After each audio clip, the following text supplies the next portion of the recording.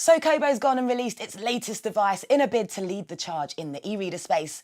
Armed with a high-quality display and an unusually powerful processor, Kobo's luxurious Aura HD has its sights set squarely on the more hardcore bookworm. Its 4 gig of storage is expandable to up to 32 gig. That's enough space for up to 30,000 books. But at £140, Amazon's cheaper Kindle Paperwhite may end up the more attractive option. At 6.8 inches, the Aura HD screen is bigger than your average e-reader, giving you around 30% more reading space than the Paperwhite's 6-inch screen.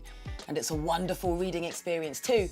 Text looks sharp and contrast is good, even if blacks aren't quite as deep as the Paperwhites. But it's our pick of the two, especially with the Aura HD's home screen layout, which looks much fresher than the Kindle's. The Kobo also has awesome customization options, with a choice of 10 fonts versus the Kindle's 6, 24 font sizes versus 8 on the Kindle, and a sliding scale for both margins and line spacing. Now, setup is quick via Wi-Fi or a PC, and loading up books from the store or your computer is quick and painless too. There's also a basic web browser and extras like chess and Sudoku games. It's also worth noting, Kobo has a bunch of apps for Mac, PC, iOS and Android that will let you read a couple of pages on your phone or tablet if you happen to leave your Aura HD at home. Its other features include a built-in dictionary, quick highlighting and note-taking features and recommendations based on what you've read. Like the Paperwhite, you can also see a percentage of the time left until the end of the chapter and hours left of the whole book. Your reading stats make up part of the home screen, and there's also an achievement system called Reading Life for a bit of bragging. For example, sharing the book you're reading on Facebook, although unfortunately this doesn't stretch to Twitter.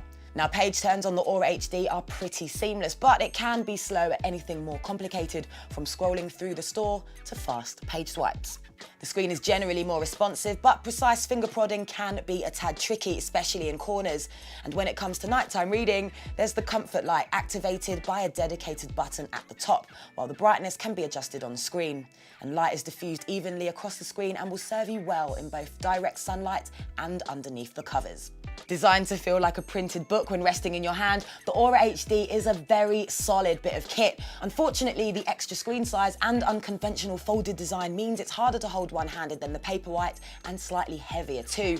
And while it looks and feels more expensive than the Paperwhite, its size means it isn't as effortless to carry around. And we must warn you, the white version easily picks up scuffs and dirt on its ridges.